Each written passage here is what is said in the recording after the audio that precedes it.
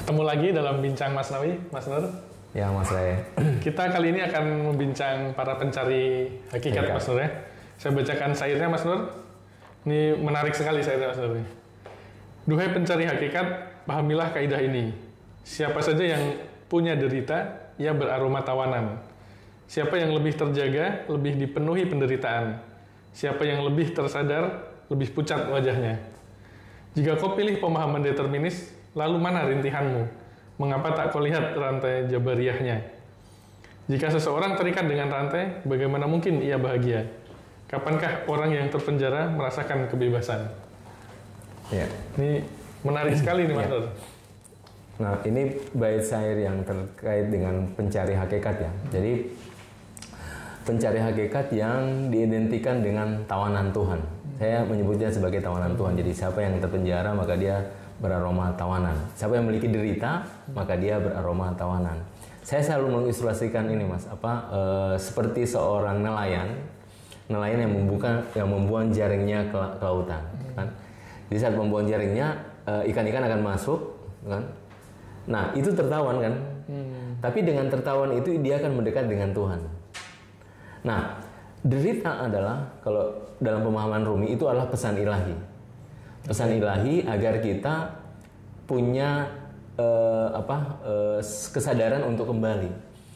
Karena kita hidup di dunia, kita fana dengan dunia, asyik dengan dunia. Biasanya kita terlena dengan itu. Nah, sesekali Tuhan memberikan guncangan gitu. Tapi banyak orang menganggap kalau derita itu justru Tuhan lagi nggak peduli dengan kita, lagi cuek gitu. Nah, kalau Rumi justru sebaliknya. Karena begini, pesan Tuhan bukan pada derita. Pesan Tuhan itu adalah bagaimana kita keluar dari derita justru. Gitu. Bukan pada deritanya. Bukan pada deritanya. Cuma karena kita fokus pada deritanya, ya kita terjebak di situ. Artinya ketika seseorang itu menderita atau ada masalah terus akhirnya dia berdoa, bisa disahkan juga, Mas, bahwa dengan derita ini akhirnya dia merintih kepada Tuhan, dia berdoa kepada Tuhan. Iya. Atau lebih dari itu bisa memaknai terhadap kenapa derita itu datang. Seperti itu. Tapi justru misal kita ambil contoh Marx gitu ya, Karl Marx, dia justru melihat fenomena itu, wah ini lihat nih orang-orang beragama ini candu ini. Ketika dia banyak masalah, dia mengadu pada Tuhan gitu. Rumi sudut pandang yang berbeda ya. Tentu ini ya, tentu tidak dalam pengertian nanti tentang Jabariyah tentunya atau determinis, bukan tentu seperti itu, karena biar bagaimanapun kita hidup di dunia itu tentu kita butuh kerja, butuh ini dan seterusnya, butuh usaha. Di bait syair Rumi ada pesan itu, kau kan memiliki kaki dan tangan, mengapa engkau penjarakan kaki dan tangan seperti itu. Ini di selanjutnya, Mas Bud ya. Jika kau benar-benar berpaham determinis, kau akan menganggap kakimu dirantai. Nah itu. Sementara para pengawal raja duduk di atasmu. Jika demikian, jangan kau tindas orang-orang tak berdaya, karena tabiat dan karakter orang-orang tak berdaya tidak demikian. Tidak demikian. Oleh karena itu, tak melihat determinisnya, dalam dirimu diamlah. Jika kau melihatnya, mana tanda-tandanya? Dalam setiap tindakan yang sejalan dengan keinginanmu, kau melihat dengan jelas kuasamu. Nah, ini artinya sebenarnya determinis sama pilihan bebas tipis, Mas Nur ya? Sangat tipis, dan menurut saya setiap orang harus merasakan free will dan determinis yang ada dalam dirinya. Kayak gitu. Karena begini, ini perdebatan yang tidak akan selesai. Jabariyah dan selalu ada pertanyaan berikutnya. Kalau saya lebih bagus, ada saatnya kita berfree will, ada saatnya kita determinis. Karena kita hidup di dunia, Mas. Di dunia itu kadang diselesaikan dengan free will, kadang diselesaikan dengan determinis. Kalau para sufi beda. Saya tidak bicara para sufi karena para sufi, kalau Rumi sendiri menyebutnya dengan determinisme cinta. Gitu. Rumi punya satu istilah khusus para sufi, mereka menyebutnya sebagai orang-orang yang terjebak dalam determinisme cinta. Itu dia menyerahkan segalanya, eksistensinya kepada Tuhan. Nah, itu beda. Saya tidak akan masuk di situ karena itu wilayah sufi ya. Nah, karena kita bukan sufi, lebih bagus kita bermain dalam ranah dua tadi. Kadang kita dalam hidup ini kadang selesai dengan determinis, kadang bisa dengan free will gitu. Artinya kita nggak bisa mutlak memilih free will. Iya, nggak bisa. Dan juga nggak bisa menyerahkan pada determinis. Karena selalu ada pertanyaan. Karena sederhananya, mau free will atau determinis, pertanyaan ujungnya adalah di mana posisi saya, di mana posisi Tuhan.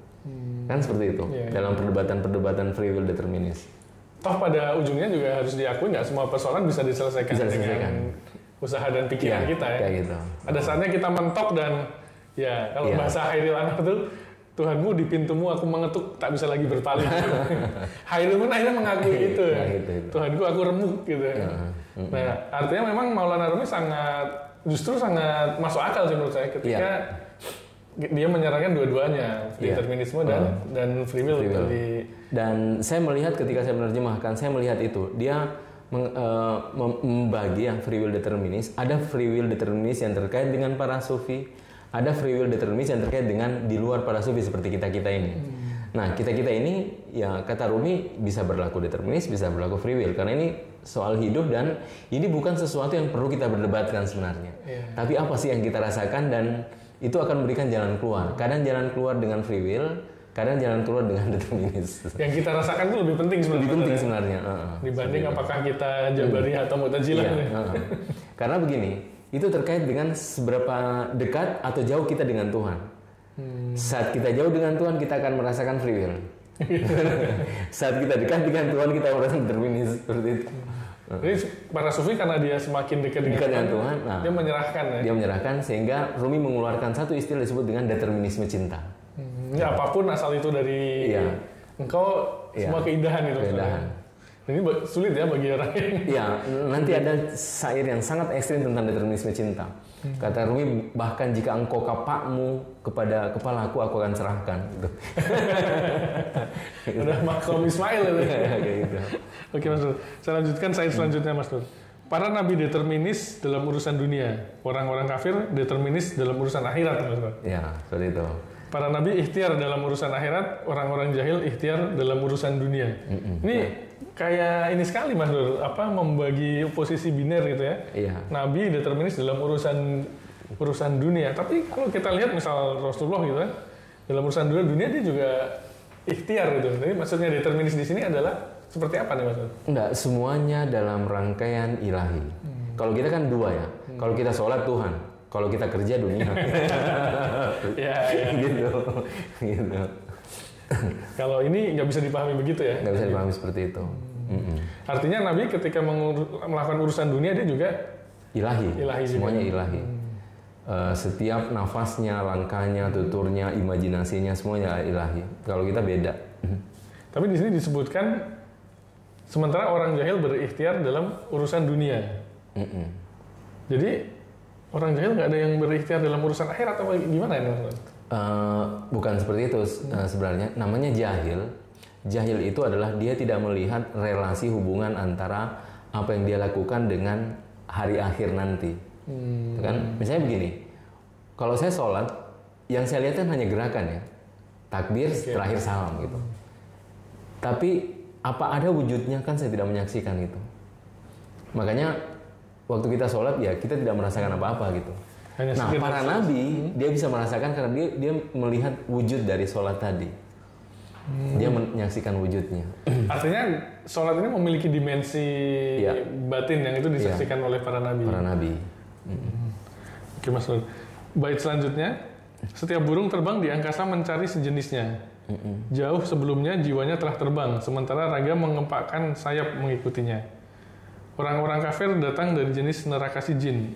Orang-orang sijin menyambut dunia ini penuh gelora kegembiraan. Para nabi datang dari surga Iliyin. Jiwa dan hati mereka senantiasa beranjak menuju Iliyin. Ini apa yang ingin disampaikan dengan kisah orang kafir dan orang dari surga ini ya Mas Nur ya? Oleh Maulana Rumi.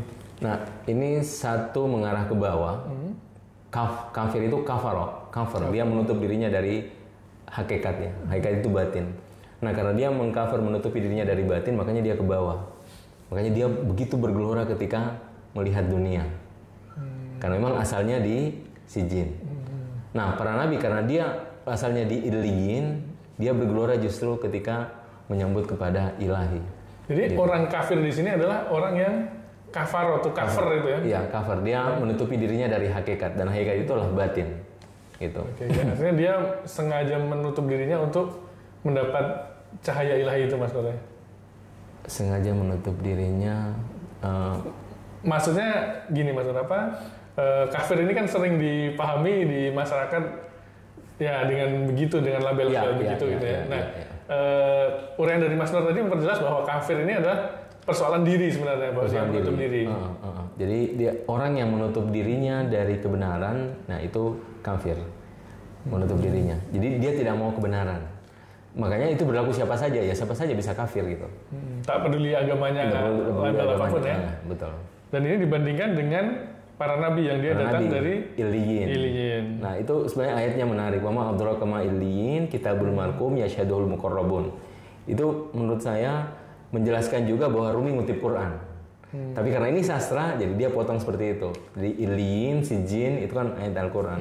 Nah ini menjelaskan tentang ayat Al-Quran. Wa ma adraka ma Iliyin kitabul marqum yasyhaduhul muqarrabun. Jadi kitab Iliyin itu adalah kitab yang disaksikan oleh orang-orang muqarrab. Nah itu pembahasan yang lain nanti. Menarik nih Mas Nur.